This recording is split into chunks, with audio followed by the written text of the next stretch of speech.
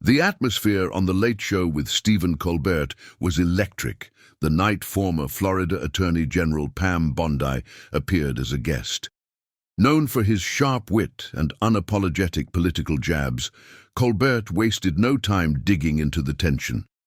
The crowd was expecting a spirited conversation, but no one could have predicted how far it would go. Midway through the interview, Colbert made a snide remark about Bondi's political affiliations and past legal stances, referring to her as a walking contradiction in a power suit, drawing gasps and awkward laughter from the audience.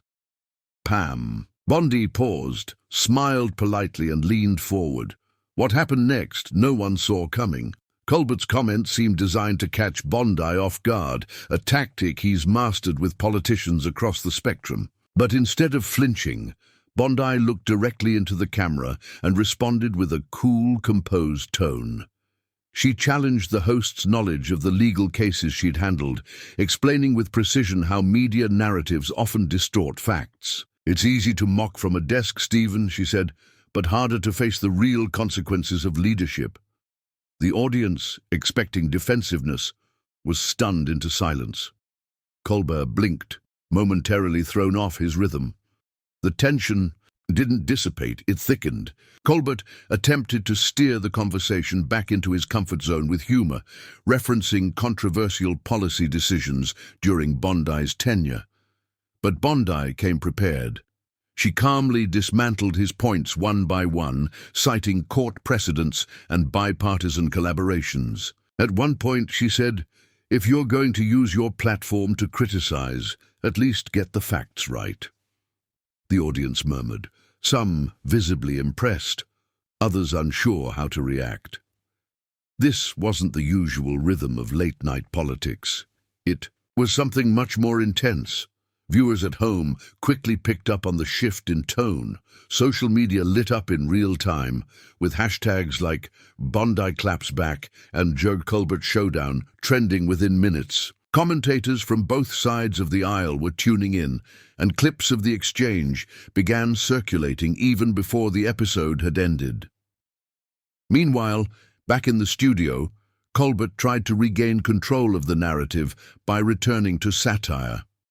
But Bondi, still composed, leaned in again. "You can laugh, but that doesn't make your point stronger. It just makes it louder." Another round of stunned silence followed. What made the moment even more dramatic was the visible reaction of the audience. Known for its loyalty to Colbert, the studio crowd was split, some laughing nervously, others sitting in stunned silence. Even the band seemed hesitant to jump in.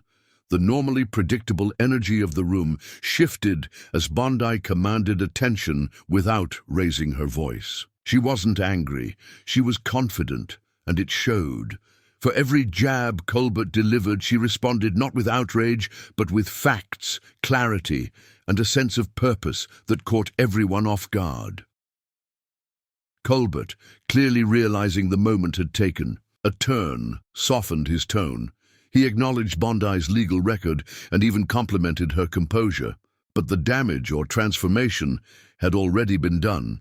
This wasn't a typical celebrity face-off. It had become something more profound. A debate where the guest seized the moment, rewrote the script, and challenged the very nature of the platform she was on. Bondi's measured response became a masterclass in public composure under pressure.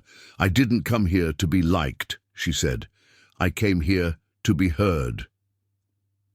As the interview neared its end, the conversation shifted slightly to common ground. Colbert asked about issues like justice reform and public trust, and for the first time in the night both shared a brief moment of agreement. Yet, the earlier confrontation still loomed in the air, unspoken but undeniable. Bondi, knowing her time was nearly up, left the studio with a final statement that echoed long after she walked off stage. "Mockery is fleeting, but truth stays on record." The applause this time was different, less performative, more respectful. Backstage, producers were buzzing. They hadn't expected fireworks, let alone a guest commanding the stage with such poise. Colbert himself reportedly told staff that it was one of the most surprising interviews he'd ever conducted. Meanwhile, Bondi's team fielded press inquiries non-stop.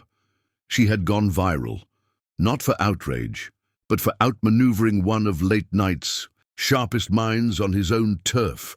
Political analysts began dissecting her performance as a potential rebrand for future political ambitions. It wasn't just an interview, it was a power shift in real time. Media outlets scrambled to cover the fallout. Headlines ranged from Pam Bondi destroys Colbert with calm facts to Colbert cornered on his own stage. On morning talk shows, the conversation was less about politics and more about composure and media bias. Had late night become too one-sided? Was Bondi's appearance a reminder of the importance of balance in political discourse? Whatever your stance, the moment sparked a larger dialogue about the state of television, politics, and how we treat differing views in high-stakes environments. In the days that followed, The Late Show saw a noticeable spike in viewers tuning in for reruns and replays of the now infamous interview. Bondi's social media following surged, and she released a video thanking viewers for listening, not agreeing, but listening. For Colbert, the moment served as a humbling reminder that even the sharpest voices must sometimes yield to reason. In a culture often defined by shouting matches and snark, Bondi's quiet strength redefined what a mic drop really looks like, and it left an entire studio and audience speechless.